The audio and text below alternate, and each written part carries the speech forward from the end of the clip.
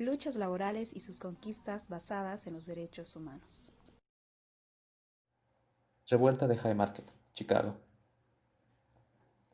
El 1 de mayo de 1886 se estableció una huelga de trabajadores con el fin de tener únicamente 8 horas de trabajo como tiempo límite. Dicha huelga se estableció bajo el lema de 8 horas para trabajar, 8 horas para dormir y 8 horas para estar en casa. Posteriormente, el 4 de mayo de 1886, y después de 3 días de huelga, la Fuerza Armada Policial comenzó a movilizarse hacia el lugar de la huelga para realizar disparos a quemarropa hacia los trabajadores como medida de supresión. Este hecho desencadenaría la activación de un artefacto explosivo en el lado de la Fuerza Armada Policial.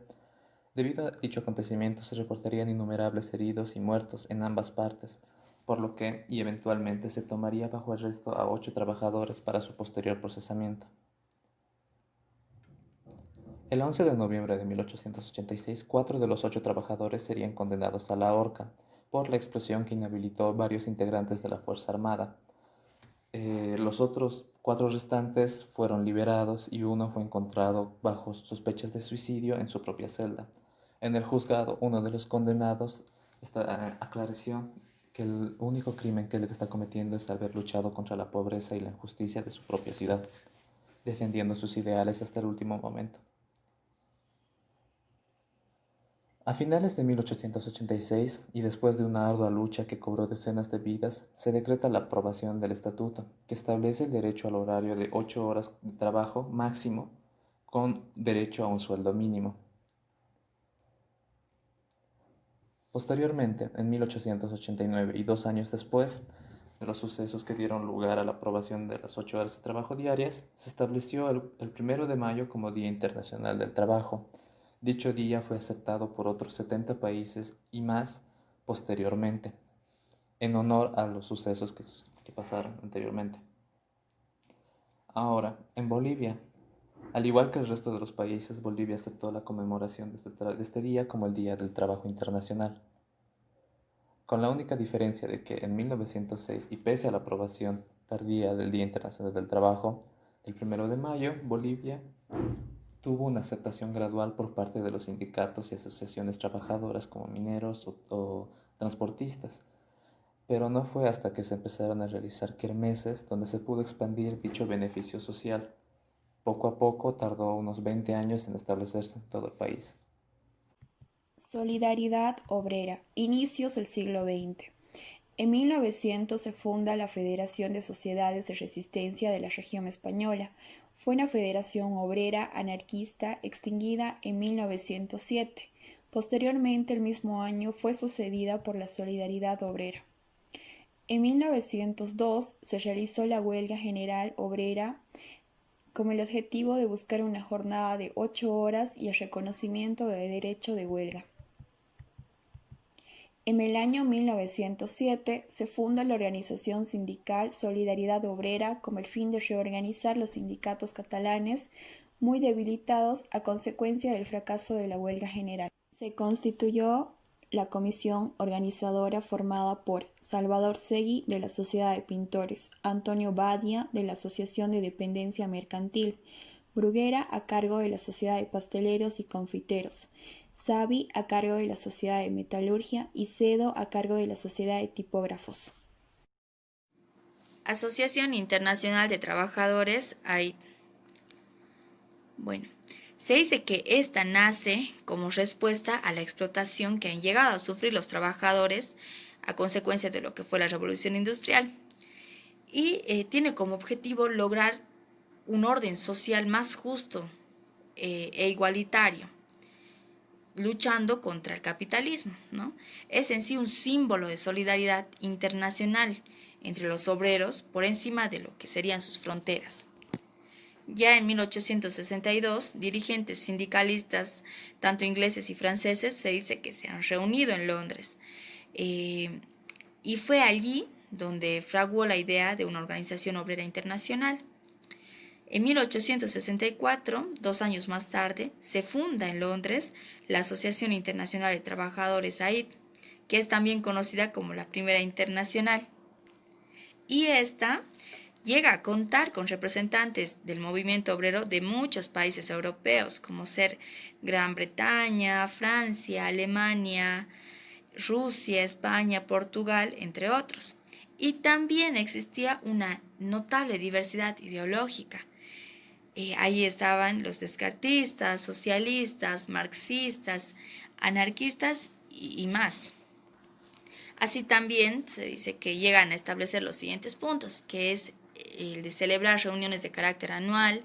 También se ha decidido establecer un Consejo General que gobernara la institución y formar una comisión que redactara los estatutos, ¿no? Dentro de esta comisión se encontraba Marx. Dentro de lo que fueron las reuniones de la Primera Internacional, se destacó un congreso celebrado en la ciudad de Suiza, Ginebra, en el año 1866, donde se dice que los representantes obreros de todo el mundo acordaron, ¿no?, tener esa lucha constante para poder seguir y cumplir los siguientes objetivos que les voy a dar a conocer, que es la jornada laboral de 8 horas, la supresión del trabajo infantil, la mejora de las condiciones laborales que debían soportar las mujeres, la lucha contra los ejércitos y la oposición a los impuestos indirectos. La decisión de la Internacional.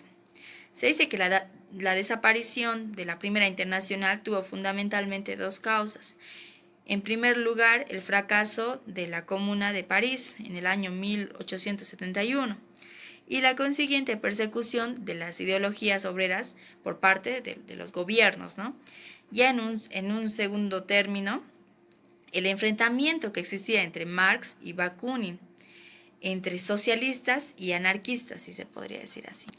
Lo que sucede aquí es que el movimiento obrero revolucionario que ha surgido de la IT, desde un primer momento ha puesto discrepancias entre los partidarios, ya que Marx era un partidario de una revolución organizada que debía ser seguida de un periodo de dictadura del proletariado, ¿no?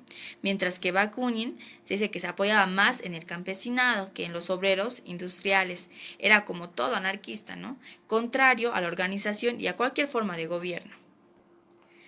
En el Congreso de La Haya, en 1872, se dice que los anarquistas han sido expulsados de la Internacional, pero estos han llegado a fundar lo que ellos mismos denominaron Internacional Antiautoritaria. Como consecuencia de las persecuciones anteriores a la IT, esta ha tenido que trasladar su sede a Nueva York, pero la lejanía del continente europeo ha perjudicado, ha debilitado a la organización internacional y ha llevado a que ésta desaparezca, ¿no? En 1889 se dice que se establece la Segunda Internacional y esta es de corte socialdemócrata, como la sucesora en sus fines políticos y dura hasta aproximadamente 1916. En 1922 aparece la Asociación Internacional de los Trabajadores, organización anarcosindicalista que en sí pretende recoger el testigo de ala libertaria y que llega hasta la actualidad. La salud laboral. Para entender lo que es la salud laboral, vamos a pasar a explicar los siguientes conceptos de salud y trabajo. Por salud entendemos un completo estado de bienestar en los aspectos físicos, mentales y sociales, y no solamente la ausencia de enfermedad. Ese es un concepto que fue creado por la OMS en el año 1984, donde nos trata de explicar que en un centro de trabajo puede haber más allá de una molestia corporal, sino también mental, como la falta de motivación. Por trabajo entendemos una actividad social organizada que mediante la combinación de recursos de naturaleza diferente como trabajadores, materiales, energía, tecnología, organización, permite alcanzar un objetivo y satisfacer unas necesidades. Durante la Edad Media, época donde surgen asociaciones y agrupaciones en defensa de los accidentes laborales, porque desde ese tiempo ya fue un tema bastante trabajado el tema de los accidentes en el trabajo. La era de la máquina en el siglo XIX. Con la llegada de esta era se vio la necesidad de organizar la sociedad industrial, teniendo un gran progreso en las industrias manuales, la aparición y uso de la fuerza de vapor y la mecanización industrial. Las consecuencias en la era de la máquina en los obreros en el año 1871 fueron las siguientes: fuerza laboral en mujeres y niños con 12 a 14 horas de laburo en seria deficiencia de iluminación, ventilación y sanidad. Por otro lado, en esta época las máquinas operaban sin ningún tipo de protección y las mujeres había cierto tipo de muertes, mutilaciones, ocurrían con frecuencia. Más del 50% de trabajadores morían antes de cumplir los 20 años de edad. En el año 1883 se realizaron las primeras inspecciones gubernamentales y fue en el año 1850 hasta que duró. Por un lado, la legislación acortó la jornada de trabajo y estableció un mínimo de edad para los niños y trabajadores e hizo mejoras en la seguridad. Como podemos observar, cada uno de los puntos nos demuestra que el tema de la salud laboral ayuda a progresar en todo aspecto a la industria, ya sea en la máquina como también en las manualidades. Estos acontecimientos dieron lugar a los beneficios y derechos que hoy gozan los trabajadores.